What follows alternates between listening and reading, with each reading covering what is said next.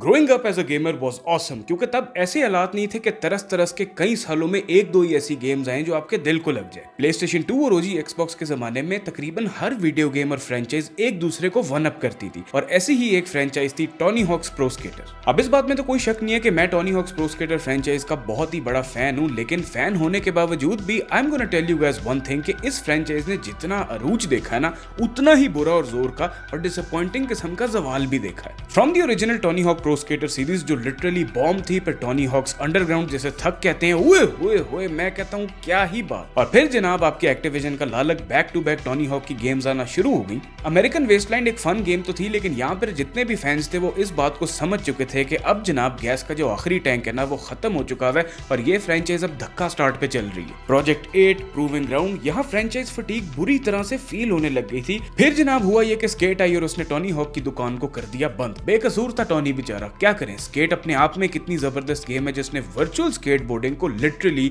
Revolutionise कर दी। They completely change the game. Fans जो होते हैं ना वो डेस्परेटली क्लासिक आईपीज के रिवाइवल चाहते हैं और इस केस में एक नहीं 3 दफा ये हुआ, लेकिन बहुत ही बुरी तरह से। एचडी रीमेक इतना घटिया था और टॉनी हॉक्स प्रो स्केटर 5 इतनी वाहियात थी कि शर्म से मैं डूब गया था कि भाई ये मैं खेल क्या रहा हूँ। एंड रिपोर्ट से कि टॉनी हॉक हिमसेल्फ वांटेड कि उसका नाम उसकी अपनी गेम से निकाल दिया जाए, हटा दिया जाए। तो खुद ही हिसाब लगाएं कि वो किस मयार की या किस फजूल तरह की वो गेम। तो ये था अलेजेड रिवाइवल। यहाँ तो पत्थर पे लकीर हो गया था कि Tony Hawk's pro Skater is dead and with that the hopes and dreams of बंटू केज। लेकिन हम यहाँ तो ढीठ हैं, यहाँ पर हम बहुत ही स्ट्रिक्टली बिलीव करते हैं in the term never say never. 2 साल पहले आउट ऑफ नोवेयर आया Tony Hawk's pro skater 1 and 2 remake का ट्रेलर और आपका भाई हो गया खुशी से उल्टा। हाय, दिस इज बंटू केज here on IGN Pakistan. How cool is that my friends. हम बात करने जा रहे हैं why Tony Hawk's pro skater 1 and 2 remakes are awesome.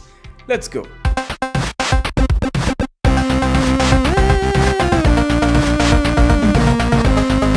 सबसे पहले तो रीमेक का नाम सुन के मैं पर्सनली डरा हुआ था, क्योंकि या तो वो कमाल होते हैं या वो ओरिजिनल का भी मजा खराब देते हैं। But this was so good. बचपन की गेम्स जो है ना उनकी मेमोरीज का एक अजीब ही सीन है कि हम जैसा उन्हें इमेजिन करते हैं ना अपने जहन में वो वैसी बिल्कुल भी दिखती नहीं। कहने को PS1 पे ये था टॉनी हॉक, लेकिन शक्ल इसकी फॉर सम रीजन मेरे चाचा जैसी है। ऑलमोस्ट 2 डेकेड्स के बाद कोई वायद वो गेम आई है जिधर Tony Hawk actually Tony Hawk लग रहा है। बेचारा अपनी खुद गेम में नहीं अपने जैसा दिखता था, तो 20 साल लगे उसको खुद अपने जैसा दिखने में। देर कर दी थी मुर्शद। इसमें हमें पार्ट 1 और पार्ट 2 दोनों फुली रीमेड मिलते हैं फ्रॉम स्क्रैच ओरिजिनल गेम्स के कोड पे। यानी कोई हवा में आपको उड़ता हुआ नजर नहीं आएगा धुली हुई शलवार की तरह, बल्कि क्लासिक स्नैपी गेम प्ले ही मिलेगा और ज्यादा डिफाइंड और वॉल्यूम के साथ। डिस्पाइट द फैक्ट कि ये स्ट्रिक्टली आर्केड है, आपको THPS 1 and 2 में अब प्रॉपर ह्यूमनली रिएक्शंस मिलते हैं। जैसे लैंडिंग पे हल्का सा बाउंस आता है, मूवमेंट में बॉडी लैंग्वेज के अंदर चेंज आता है और फिर special effects like the camera shakes जो बिल्कुल राइट एट द स्पॉट हिलते हैं ना, मैं कहता हूँ मजा आ जाता है। और स्ट्रिक्टली ओजी ये सिवाय हैंगर मैप के जिसे क्लीन और मॉडर्न लुक दी गई है, which I still don't know how I feel about it. बाकी कोई लंबी चौड़ी बिला वजह की इन्वेंशंस नहीं की।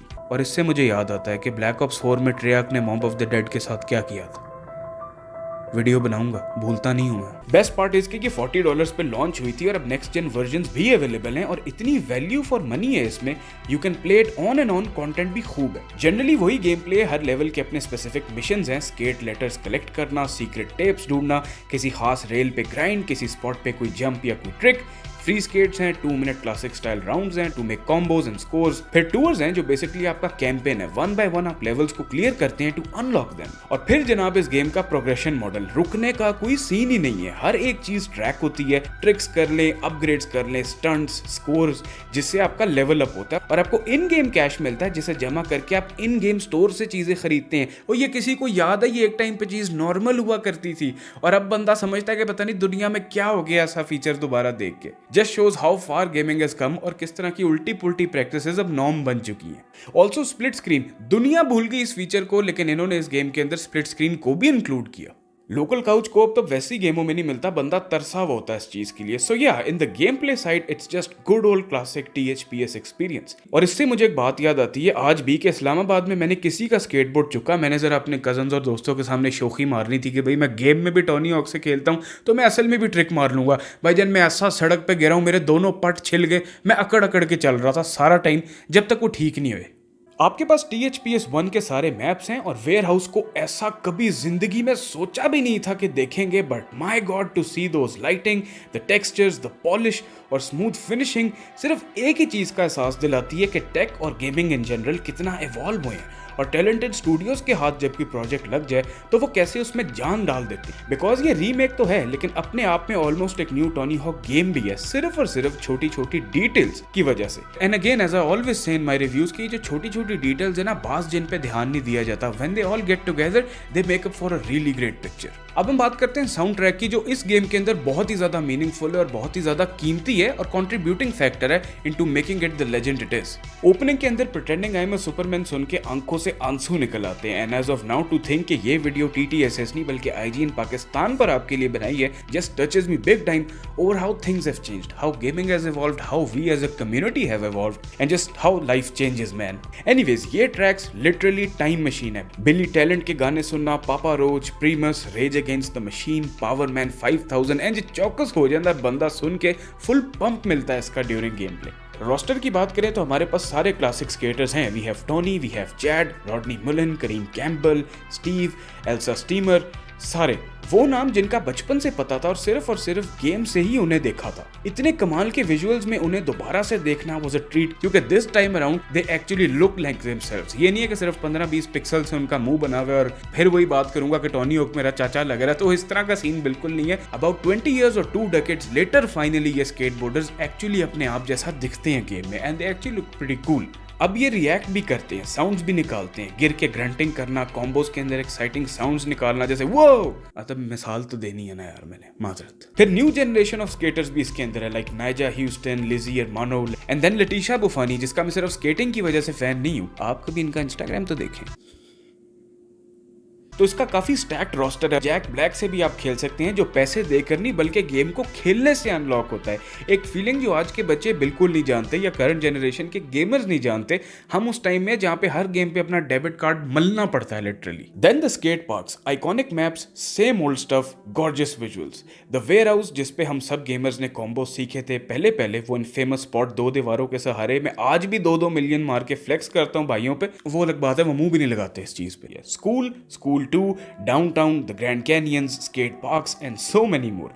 फिर क्रिएट अ पार्क जिधर लोगों के बनाए हुए पार्क्स आप खेल सकते हैं, but this has to be the most underwhelming aspect of this game. उसके जो क्रिएटर टूल्स हैं, उसका जो ओवरऑल लेआउट है, वो बिल्कुल भी मजे का नहीं है। आई मीन इस टाइम पे जिधर टेक इतनी इवॉल्व हो गई है, प्रीवियस जेन कंसोल्स की भी हार्डवेयर इतनी अच्छी थी कि वो बहुत सारे ऑप्शन से इसको मजीद और फ्लैश आउट कर सकते थे। आई स्टिल बिलीव कि they lack big time in that department. And also we have create a character, और जहां पर कैरेक्टर कस्टमाइजेशन इंप्लाई करती है ना द टर्म यू, यानी कि आप खुद जो गेम खेल रहे हैं, वहाँ एक्सपेक्टेशंस आ जाती हैं, ऑटोमेटिकली ऊंची हो जाती हैं कि फ्लैश्ड आउट कैरेक्टर क्रिएशन की ऑप्शंस यहाँ पर प्रेजेंट होंगी, और वो है भी लेकिन सिवियरली लैक करती हैं, क्योंकि एक ही बॉडी टाइप है जिसकी वजह से ना आप अपने बंदे को बहुत स्लिम कर सकते हैं, ना आप मोटा कर सकते हैं, और ना ही आप कोई बिल्डर टाइप बंदा बना सकते हैं। फिर फ्रीडम नहीं है बॉडी मॉड्स के अंदर, और प्री मेड फेसेस हैं, तो मैं खुद अपने आप को नहीं बना सका, तो मैंने अपना भाई बना लिया, लाइक लिटरली। तो ये कुछ निक नैक्स हैं इसके अंदर जो और बेहतर गेम को बना सकते थे, इसको एक अल्टीमेट पैकेज बना सकते थे। So yes my friends, basically ये एक टिपिकल क्लासिक वीडियो गेम है। इसके अंदर वो एसेंस खूब भरा हुआ है what video games were back in the day, जो अब खो चुका है। Simple, enjoyable, fun and easy going, और ये रीमेक एग्जैक्टली उन्हीं सारी चीजों पे बैंक करता है, उन्हीं सारे एलिमेंट्स को एक अपडेटेड बाज मॉडर्नाइज चेहरा देकर आपको सिर्फ नॉस्टैल्जिया ही नहीं बल्कि क्वालिटी भी देता है। And with all of this said, this wraps up our episode of Tony Hawk's pro skater 1 and 2 remake revisit review. उम्मीद है आप लोगों को पसंद आया होगा। Let me know in the comment section down below कि क्या आपने बचपन में या growing up in your life with gaming Tony Hawk franchise खेली या नहीं खेली? What are your thoughts about this review and this video game? I want to hear it all in the comment section down below. अगला episode आप press play का किस game पर देखना चाहेंगे? For more content like this keep checking in on IGN Pakistan and I'll catch you guys again in the next one. Until next time.